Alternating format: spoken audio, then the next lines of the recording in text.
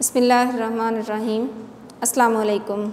Today's lecture is about the book New Oxford Modern English book 5 and chapter number 12, page number 138, and the topic is Grandma Climbs a Tree.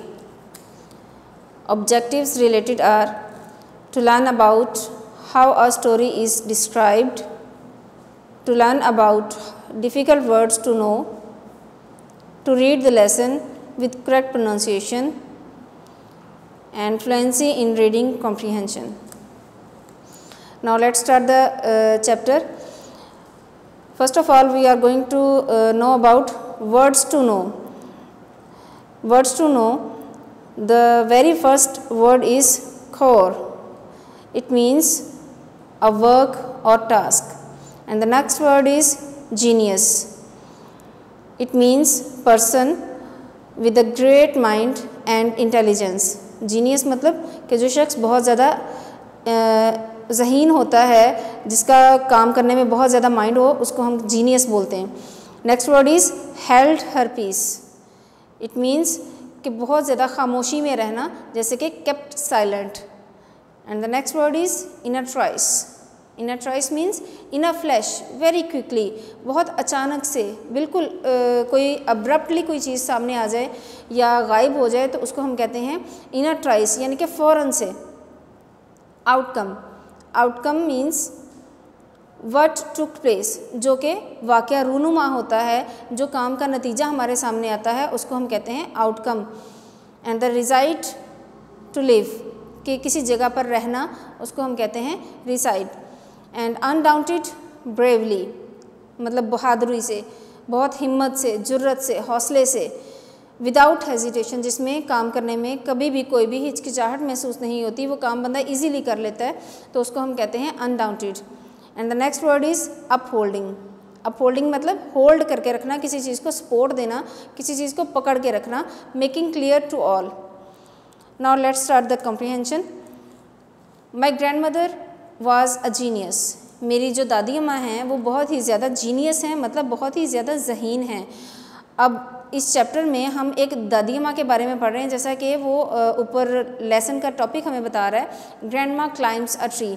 एक ऐसी दादी अम्मा जैसे कि हम सबकी घर में डेफिनेटली होती हैं, तो वो दरख्तों पे चढ़ना पसंद करती थी. उनके बारे में एक स्टोरी बनाई गई है, लिखी गई है. तो वो जो लड़का बयान कर रहा है इसको, वो कहता है कि मेरी दादी अम्मा जो हैं वो बहुत ज़्यादा जीनियस हैं. Would you like to know why? आपको पता है कि क्यों वो इतनी जीनियस थी? अब वो क्वेश्चन पूछ रहा है. नेक्स्ट वो खुद ही उसके बारे में बताएगा. Because she could climb trees, क्योंकि वो दरख्तों पे चढ़ सकती थी. अब हमारी दादी अम्मा अगर घरों में हम नज़र दौड़ाएं तो वो इतनी बहादुर नहीं होती कि वो दो चार सीढ़ियाँ भी चढ़ें. तो उसकी दादी अम्मा जीनियस इसलिए थी कि वो दरख्तों पे इजीली चढ़ जाती थी. स्प्रेडिंग और high. She would be up their branches in a trice. कहता है कि वो या तो बेशक वो दरख्त बहुत ज़्यादा स्प्रेड हुए हों, फैले हुए हों, या बहुत ज़्यादा ऊंचे हों. स्प्रेडिंग और हाई, बहुत ज़्यादा बड़े और ऊंचे दरख्त, जिस तरह के भी दरख्त हों. She would be up their branches in a trice. In a trice अचानक से, फ़ौरन से, अब्रप्टली, वो अचानक बड़ी तेज़ी से उसकी ब्रांचेस पे पहुँच जाती थी. And mind you, When last she climbed a tree, she was 62. और क्या आपको पता है कि वो जब लास्ट टाइम दरख्त पे चढ़ी थी तो उनकी उम्र कितनी थी? She was 62. उनकी उम्र 62 साल थी. Ever since childhood, हमेशा से, अपने बचपन से लेकर, she would had this gift. उनके पास ये तोहफ़ा था. For being happier in a tree, कि वो एक दरख्त के अंदर ज़्यादा खुश रहती थी than in a lift, बजाय इसके कि वो एक लिफ्ट में हो. एंड दो, और अगरचे, एज ईयर्स वेंट बाय, जैसे जैसे साल गुजरते गए, शी वुड बी टोल्ड, उनको ये बताया गया, that climbing trees should stop, कि इस दरख्तों पर चढ़ना आप बंद कर दें, इनको बंद कर देना चाहिए. व्हेन वन ग्रू ओल्ड, जब एक बंदा बहुत ज़्यादा बूढ़ा हो जाता है. And that growing old should be gone about gracefully. और फिर इस तरह से जो बंदा बूढ़ा होता है वो ग्रेसफुल की तरफ चला जाता है, बावकार हो जाता है. शी वुड लव एंड से, वो उस बात पे मुस्कुराती और कहती well I will grow old disgracefully, कि मैं बावकार ना सी तो बेवकार ही सही, मैं इसी तरह से खुश हूँ, मैं इसी तरह की बूढ़ी हो जाऊँगी, लेकिन मैंने दरख्तों पे चढ़ना है। I can do it better, मैं इसको अच्छे तरीके से कर सकती हूँ। And we had to agree, और हमें इस बात से मुत्तफिक होना पड़ता था, क्योंकि वो बहुत ईजीली दरख्तों पे चढ़ जाती थी।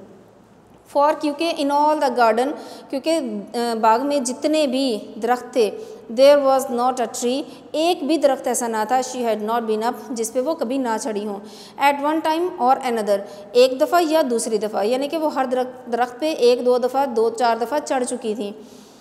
Having learn to climb from a loving brother when she was 6, having learn, उन्होंने सीखा था, टू क्लाइंब, चढ़ना, फ्रॉम अ लविंग ब्रदर, अपने बहुत ही प्यारे भाई से, व्हेन शी वॉज 6, जब वो 6 साल की थी। बट इट वॉज फियर्ड, लेकिन इस बात का खौफ था हम सबको, बाय ऑल, सबको, that one day she would have a terrible fall, कि एक दिन वो बहुत बुरे तरीके से, बहुत खौफनाक तरीके से गिर जाएंगी, जिस तरह से वो दरख्तों पे चढ़ती हैं वो गिर जाएंगी। द आउटकम वॉज डिफरेंट, जो नतीजा था इसका वो बहुत ही डिफरेंट था। While we were in town, एक दफ़ा जबकि हम एक टाउन में थे, एक कस्बे में थे, शी क्लाइम्ड अ ट्री, वो एक दरख्त पर चढ़ गई, एंड कुडंट कम डाउन, और वो वापस ना आ सकी, वो दरख्त पे गई, चढ़ी और वहाँ से उतर ना सकी नीचे।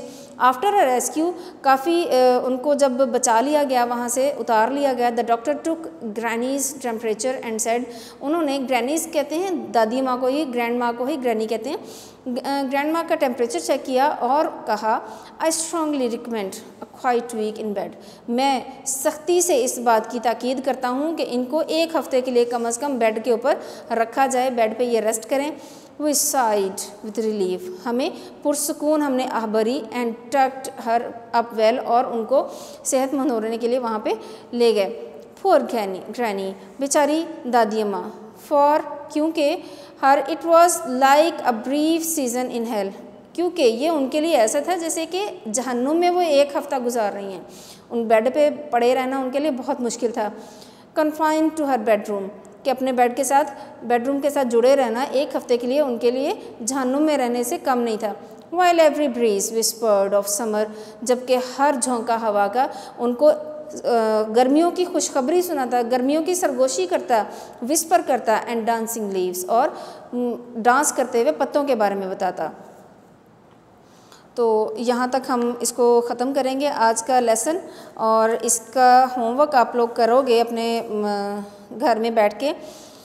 फ़र्स्ट ऑफ़ ऑल इसका होमवर्क है लर्न हाफ MCQs, इसके MCQs आप लोगों ने लर्न करने हैं हाफ, और इसके साथ डिफ़िकल्ट वर्ड्स के मीनिंग्स लर्न करने हैं, प्लस इसके रीडिंग करनी है जितनी हमने की है, ये 3 टाइम्स आपने रीडिंग करनी है। और इसके साथ आप लोगों ने होमवर्क करना है, घर में ट्राई करना है एक लेटर लिखना है आपने अपने फ्रेंड को, to spend summer vacations with him, कि आप अपने दोस्त के साथ समर वेकेशंस, आप उसको कह रहे हैं कि वो समर वेकेशंस जो है आपके साथ स्पेंड करें। और इसका जो सारा पैटर्न है आपके पास पेज नंबर 140 पे दिया गया है, लेटर का पैटर्न, कि आपने लेटर लिखना किस तरह से है। सबसे पहले ऊपर एड्रेस है, फिर डेट है, नीचे उसका कंटेंट किस तरह से आपने करना है, उसको एंड अप किस तरह से करना है। तो ये लेटर है, ये आपने एक दफ़ा राइट डाउन करके उसको लर्न करना है। तो ये आपका होमवर्क है।